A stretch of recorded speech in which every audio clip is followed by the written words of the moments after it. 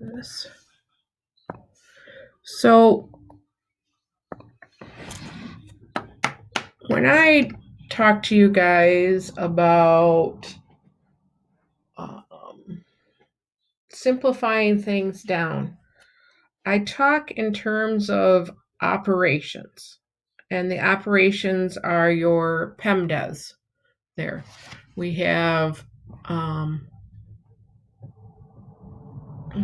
This is lesson 5-8, right?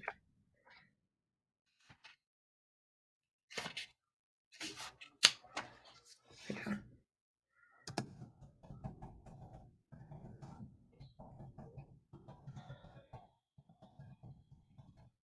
So we have our operations of addition and subtraction,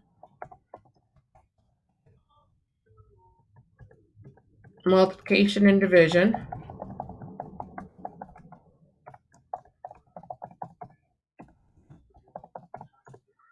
and powers and exponents.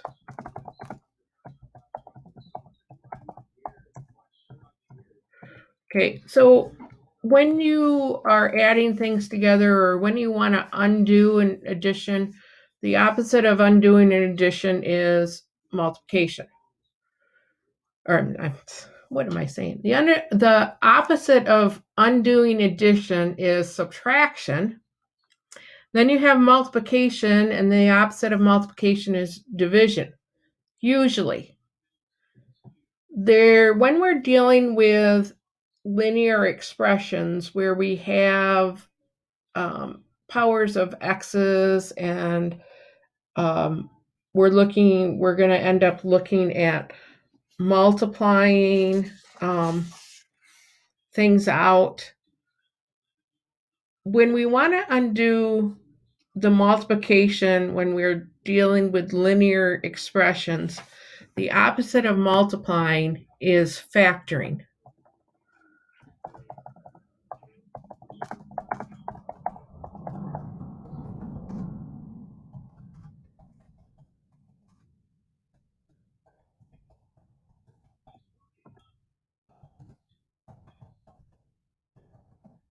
We're going to start out kind of simple, and we're going to look for our greatest common factor.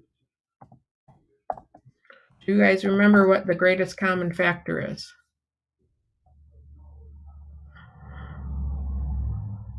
Stella has her hand on her head, thinking. Isn't the greatest common factor is like you get two numbers and you label you put down all their factors and whichever one they share and it's the highest, that's the greatest common factor. Yeah. So the greatest common factor is the greatest number that will evenly divide into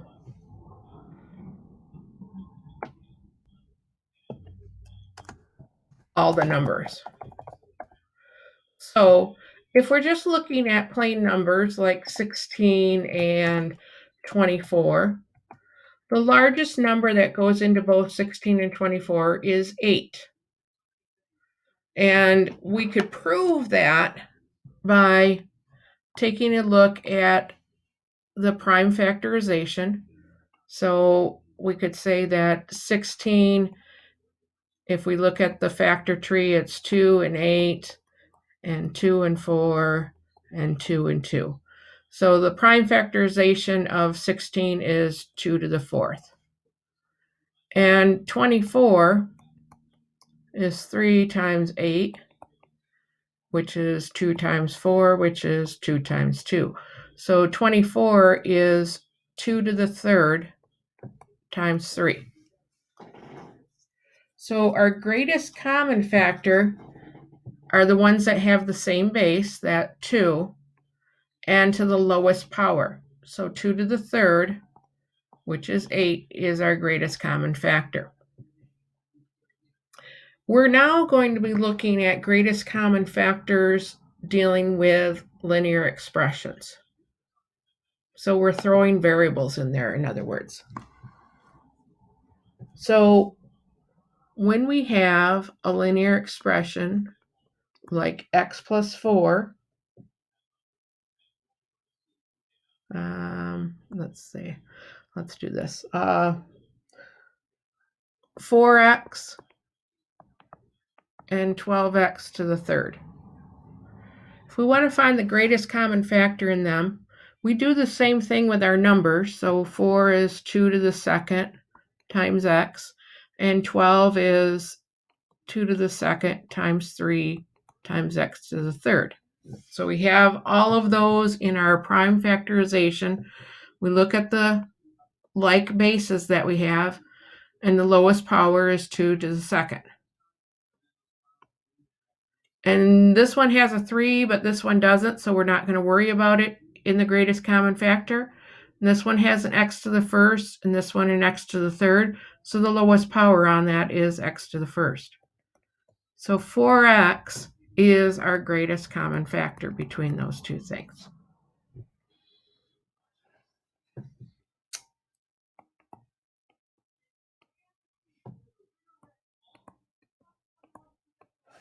Okay, 18a and 20ab.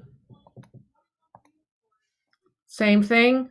18 is 2 times 9, 3 times 3, so that's 2 times 3 times 3 times a. Why did I write it out that way? I don't know. It's 2 times 3 squared times a. This one is 4 times 5, which is 2 times 2. So this one is 2 squared times 5 times a times b. So we have a 2 as a common base, and the lowest power on that is 2. So 2 to the first is the lowest power. We have a 3 over here as a base, but we don't have a 3 over here, so we don't include it. We have an a here and an a here, so if it's in both of them, it goes into the common denominator. And that's all we have that's in common. The 5 and the b are not like bases to anything in the other term. So 2a is our greatest common factor for that, for 18a and 20ab, 2a. Does that make sense? So all of these terms that we looked at so far are called monomials. Monomials? Monomials. They are terms, only one term. I'm trying to think how to say it. Only one term. And what distinguishes a term is when you have a plus or minus sign in between them.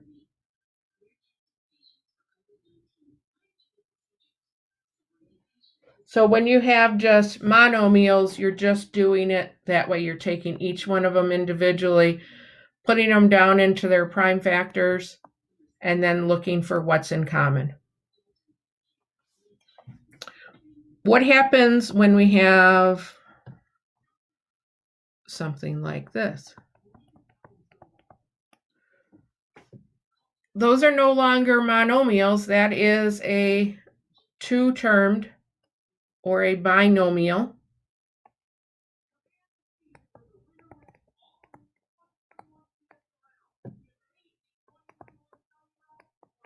So if I get it right. So these are two terms, and we have to treat them a little bit differently. It's not that much different than what we were doing. We kind of think of them as individuals, and if I don't have to go through the prime factorization, I'm not going to. Do I know the lowest number that goes into both 8 and 4? I hope you do. I hope you realize that it's 4, the greatest number that goes into both of them. 4. If we look at our variables, this is an x and this is a y, so those aren't like bases. So 4 is our greatest common factor between those two terms. But when we have terms we end up having to do the opposite of the distributive property. The opposite of the distributive property is factoring out that greatest common factor. So what do I have to multiply 4 by to get to 8x? Well, I have to multiply by a 2 and an x to get to 8x. So 4 times 2x is 8x. What do I have to multiply 4 by to get to 4y? Just a y, because I already have the 4 there. Yeah. So with my binomial, I'm going to factor that number out in front, but inside the parentheses, I'm going to keep the two terms separated by that plus sign.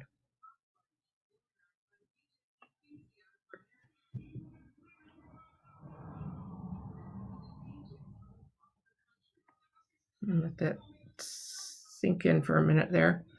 So binomials, you find the greatest common factor, you pull it out in front, and then you put down what you would have to multiply by to get your original numbers.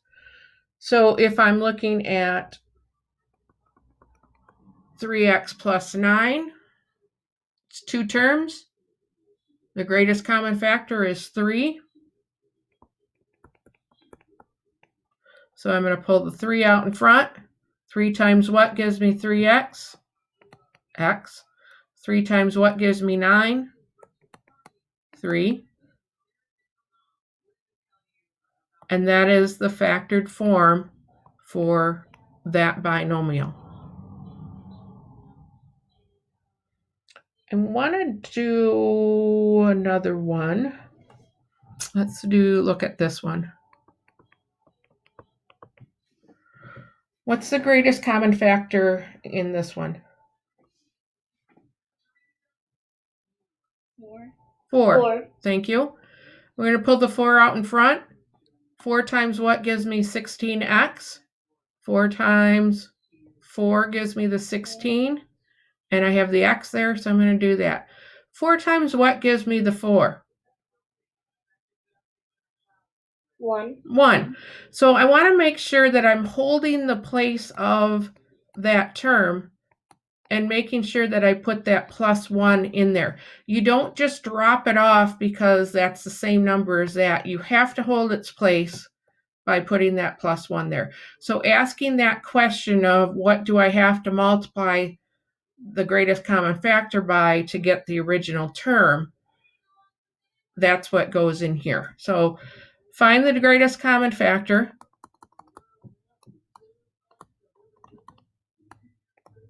Second step is put it out in front of the parentheses.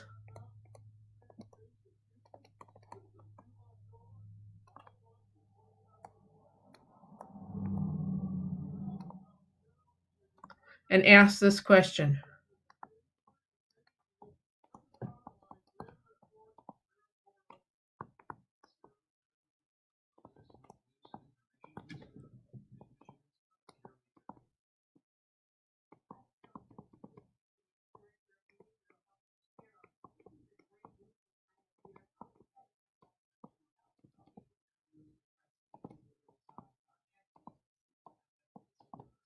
So you're asking that question and then you're putting the answers down in those two different spots.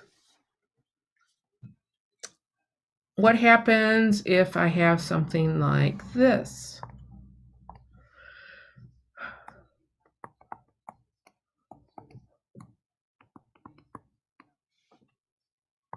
What's our greatest common factor in this case? 3? Or is it x? Or is it 3x? Oh, okay. Yeah, it's 3x. So we do the numbers. We say the greatest common factor is 3, and then we have our variables, our x squared and our x. The lowest power on our x is 1, so that becomes part of the greatest common factor. So what do I have to multiply 3x by to get 3x squared?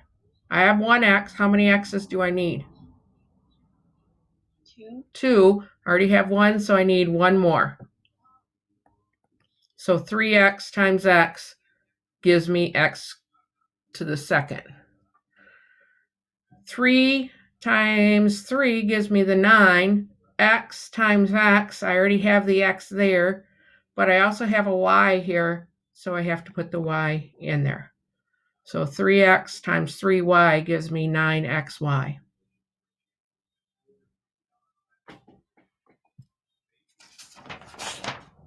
By George, I think you guys have this. If not, I'm just talking to myself, and I already have it, so I'm okay with that.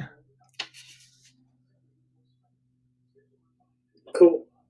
All right, so let's do this.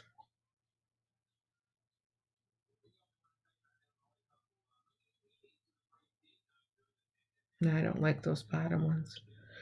Let's do 1 through 10 on page 419 and 20 through 31.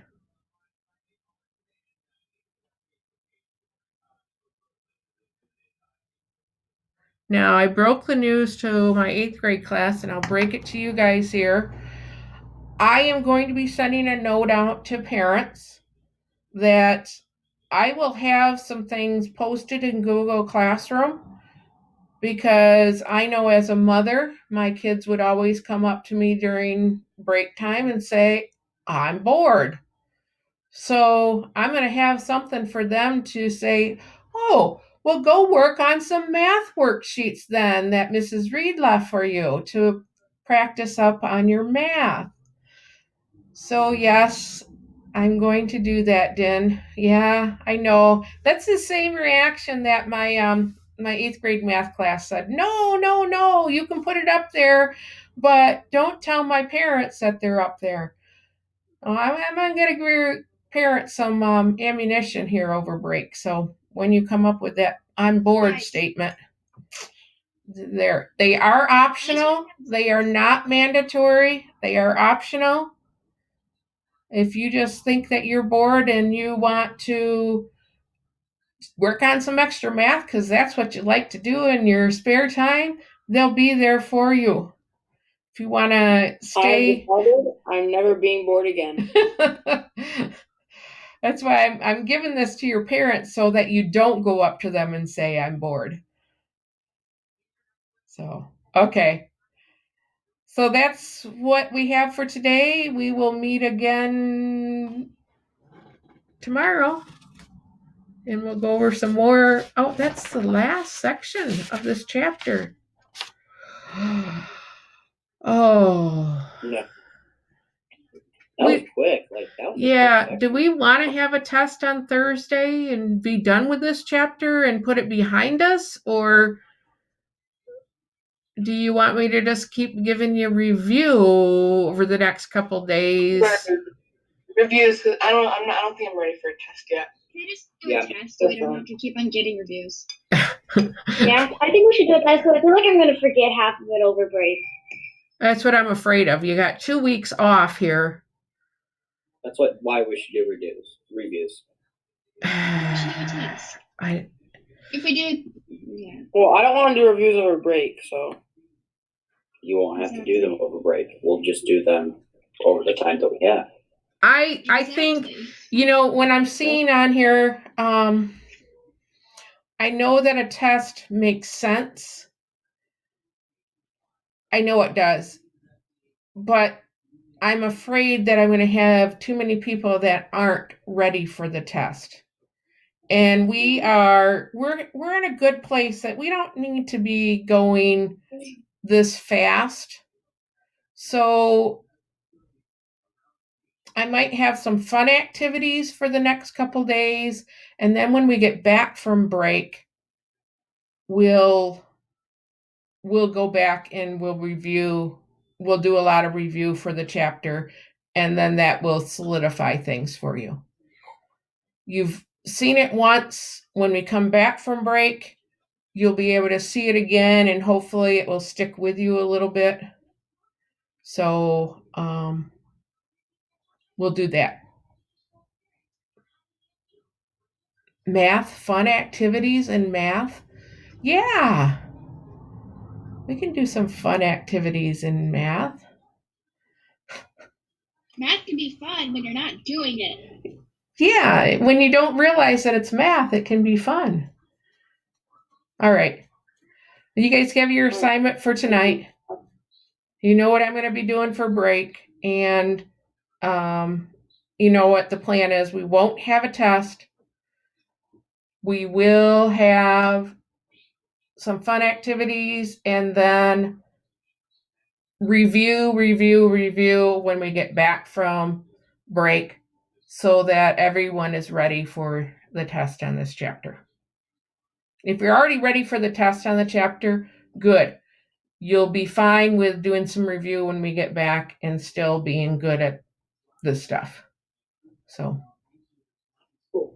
all right. Bye-bye. Bye. Bye. Bye. Bye, everybody. Bye.